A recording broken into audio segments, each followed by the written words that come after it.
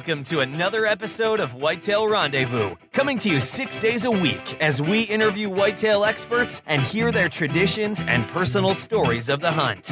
Learn more about the latest gear, discover proven tips, and the latest strategies so you can make your next hunt a success. Now, here's your host, Bruce Hutchins. Whitetail Rendezvous is pleased to announce a partnership with GoHunt.com. Who's GoHunt.com? Well, if you're a DIY hunter, you need the information at GoHunt.com/insider. Why? Because it provides 4,200 profiles, every unit, every species, and every season. Furthermore, they give in-depth analysis, interactive maps, unit access, and seasonal trends. Draw odds are very important, and they give you the most accurate information in the business. All this is available when you go to GoHunt.com/insider. Make sure you use promo code WR when you join Insider. You'll get a $50 gift card for GoHunt.com Gear Shop. All in all, if you're hunting out west in 2018, GoHunt.com Insider is where you need to be to get all the research information. When you use promo code WR, Whitetail Rendezvous receives a small commission from GoHunt.com.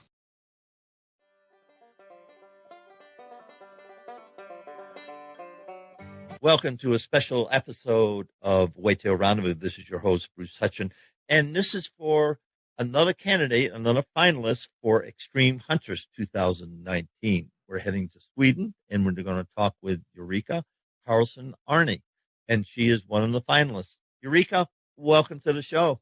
Thank you. It's really exciting to be there. I see you have a ptarmigan, and then I see you have a tar. Did I say that right? On the wall? It's a chamois, I think. Chamois, pardon me. Chamois, okay. Yeah. Now, what's the difference between a tar and a chamois? I don't really know. I'm from Sweden. We don't even have those animals in Sweden. But I've been to Austria once, and I had this project with the Swarovski optics, so we hunted some chamois. Yeah, but okay. I do hunt a lot of Swedish animals, so that's mine. Well, it's a very pretty mount, and we talked on Facebook Live about you're a huntress, but you're also feeding your family. Let's connect those dots and let people know why hunting is important to you. Well, first of all, it's spending time outdoors. Just being in the forest, picking blueberries, chanterelles, lingonberry. I'm out all year round. And to me, it's the collecting food. I started to hunt really late. I was like 26, 27, because I didn't have my mother or father taking me with me out. So no one in my family is a hunter. But I had this feeling in my body that I really wanted to go outdoor, and I didn't really know what it was until I met some people, some hunters, and they took me with them. And then it was like, yeah, of course, this is me. This is my life.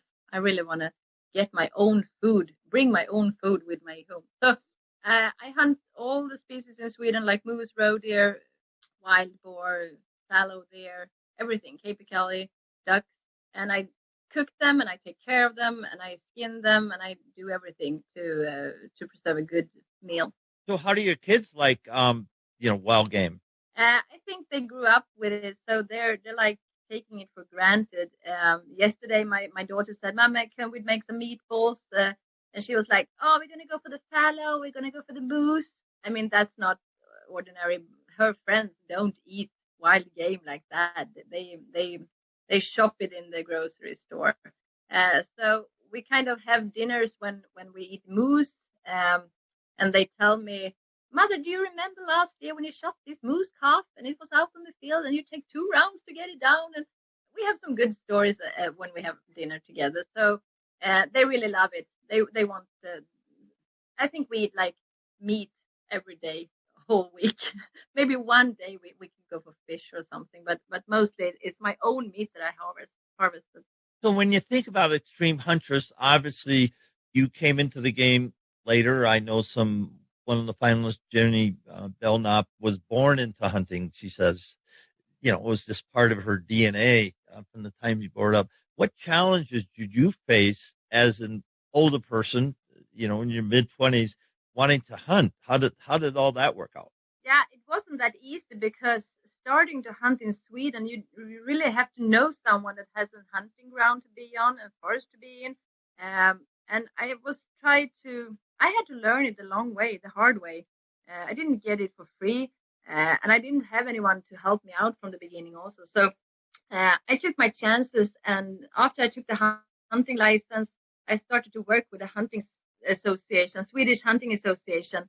So I was out helping out at hunts, and I also wanted to bring women and kids. So I worked really hard for free in the weekends, and I did that for over 10 years. I got a silver medal for my just doing that really great job.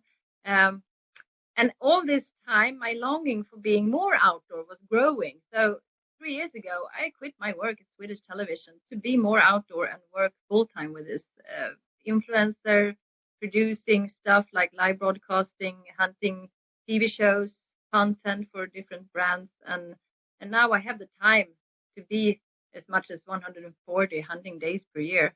And I bring my kids also.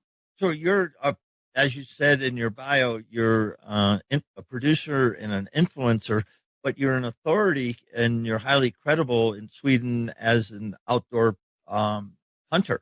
Yeah, but I think this is a really men's world. We are not that many women, so it's really important that women take place and show that we also can do this. For example, last week I had a little hunting come together for women in the north.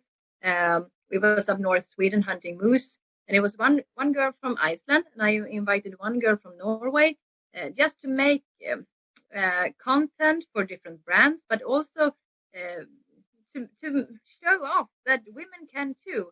I mean, those girls, they're only like 20, 25, and they are so knowledge and good at what they are doing. So we made a great team, and we can go up north hunting moose and take care of it all by ourselves. And that is a really good feeling. That's what I wanted to have when I was like 20, 25, but I had to go the long way and the hard way. And now I want to give them something back so they can go out with me instead. So we have like a great time, and it's kind of a lifestyle. This is more than life. Now, who are some of the companies that you work for or represent in Sweden? Well, I'm in the Sauer team Sweden, so I use the Sauer rifles. I've been like an ambassador for those Sauer rifles for 3 years. I'm also working with Swarovski Optic. We used the Burris at Texas, and I think Burris Optic were really, really, really nice. They worked in a great combination with the Winchester. I mean, it's not only if you have a good rifle or a good scope or a good ammunition, it's the combination that makes it, and it's up to you what you want to use. I'm also collaborating with Norma Precision.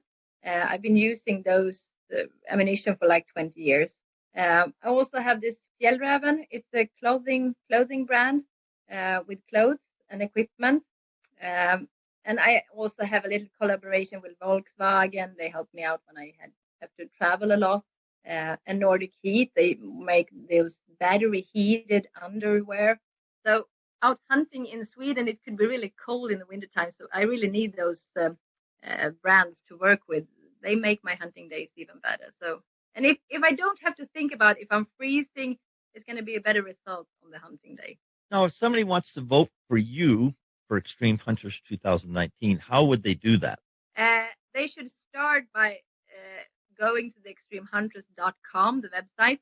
Of course, I want all the people voting for me. I want them to vote because they've seen what I'm doing at the competition, not only for that they knew me and stuff like that. I really want them to look at the episodes, because this is going to be a really good show this year. I think we have launched 3 episodes, and the 4th is coming up next Sunday. It's a really good competition this year. It's no drama. It's only hunting, having a good time, 4 women doing what I love. And of course, I want to be the winner. I mean, that's in the end of the day, of course, I want to be a role model and be in front of the others and be the winner. So you can go to this extremehuntress.com, and there's an online voting up in the right corner, I think. It says, I think it's like online voting. You click on that one, and there comes up those 4 of our women pictures and names. and you click in my name, and you're going to put in your email address. Make sure there's no space in front of the first letter, because a lot of people text me about that they're not getting valid their emails, but it's because a little space in between the first letter. So make sure you start writing your email address, and then you just press the button send, and you have to go and confirm it in your email, the poll daddy, so they will count it. Otherwise, if you don't confirm it, it's not going to be counted. So I think they have a lot of votes that they are not being confirmed, and that's a big problem. Yeah, I heard that there's over 600 votes that are not confirmed. Yeah, it's too bad. That's a lot of votes. Yeah, there's a lot of votes, and it could be all of us. So maybe it's not going to matter, but if it's only one of us, it's going to matter. Of course, it's going to matter. So, of course, I want some votes.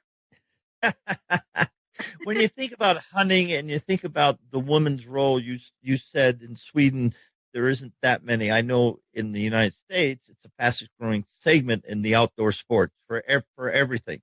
It could be from rock climbing to rafting to snowshoeing, hunting, fly fishing, all the outdoor sports. Women are they're the center of attraction, and women make excellent people in the outdoors. They're very good at it. And as you said, you had a couple of friends and you went up and you harvested a moose and took care of the moose and just you did what it needs to do. What do you think are some of the barriers for women to get into hunting?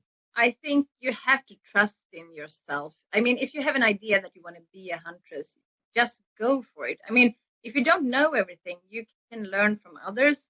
And don't be afraid to ask for help. But I think deep inside, we're human beings. We are like hunters from the beginning. It's in our DNA. Even if you're not born into a hunting family, it's like you want to harvest your own food. You want to collect things. There's a little hunter in every one of us. So as a woman, it could be difficult to come into a hunting team, for example. That I am. There was some. We had. Did somebody call in? Yeah. Okay. That's okay. I had a call incoming. I just blocked it. So I think if you're a woman and you want to start hunting, contact other hunters. Make friend with someone that has been into the business for a while. Go out. I mean, I take with me young women that want to start hunt. To me, it's the most natural thing to do. I spend a lot of time outdoor. Why shouldn't I just help them so they don't have to go the long way? I had to go.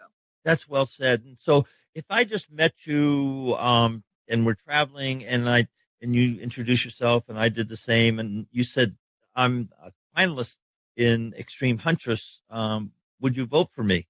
So why should I vote for you? I think you should vote for me because I'm very conscious about what I'm doing. I don't really want to be the winner. I want to be the one inspiring people to do stuff that you really believe in. Believe in yourself and do what you think is right for yourself. Because it's our responsibility to care about wildlife, nature, animals. If we don't do it, who should do it? I mean, the next generation, they grow up. My kids, I see only on my kids that if I don't take them out there and show them this, who's going to do it? And I think we have a lot of anti-hunters that don't really understand what we're doing. We are preserving and conserving. I mean, hunters are really important. In Sweden, we have a lot of car accidents with animals. Hunters take care of that. They go with their dogs. I mean, in Sweden, we hunt a lot of hunting with dogs just to make sure we find the animals after an accident with the car or something like that. So it's not an industry. It's more like a lifestyle. And I think preserving and taking care of nature is so important. Hey, folks, we got a new sponsor. It's called Buckwild Coffee. What's so special about Buckwild Coffee? Well, a gazillion people go to Starbucks every day and drink coffee. Well, why shouldn't Buckwild Coffee offer you light, medium, or dock roast with free shipping. All you have to do is go to whitetailrendezvous.com, go to shop, and order your coffee, and I'll ship it out for free. Hey, thanks so much for visiting Buckwild Coffee. The best brew in the West, the best brew around the campfire, the best brew in the hunting shack, the best brew anywhere. Buckwild Coffee. Get yours today. Important, and it's up to us. And women who wants to start hunting, I want to be a role model. I want to be someone that they can look at and listen to and say, hey, she's living her dream. She's having a good time, and she's out doing what she loves, eating good food, taking responsibility, teaching her kids what's right and wrong, being outdoor as much as she can. And I mean, that's the kind of woman maybe you want to have as a role model. So that's why I want people to vote for me, because I want to inspire. Once again, if somebody wants to vote for you, how do they do that? They go to extremehuntress.com for voting. There's an online voting, so you can just click on the little up in the right corner. I don't really know what the text is, but it's like online voting. And then going to pop up 4 pictures and names of our finalists. It's me and 3 more women. And all of us, all 4 of us are really great women. But in between, I think I'm going to be the winner. I want to be the winner. So you have to vote for me, Ulrika Karlsson-Arne. Just press the button on my picture. You put in your email address, and then you have to go to your email and confirm it. It's like Paul Daddy. You really need to confirm it. Otherwise, it's not going to be counting. So I really want my votes to be counted. So otherwise, I don't have the chance to win. Folks, it's just been a pure pleasure to meet up with Ulrika today and talk about her hunting tradition, her lifestyle, which is inclusive of all things hunting. And so with that, I just want to thank you so much for being a gracious guest, and I wish you well in your quest to be Extreme Huntress 2019. Thank you.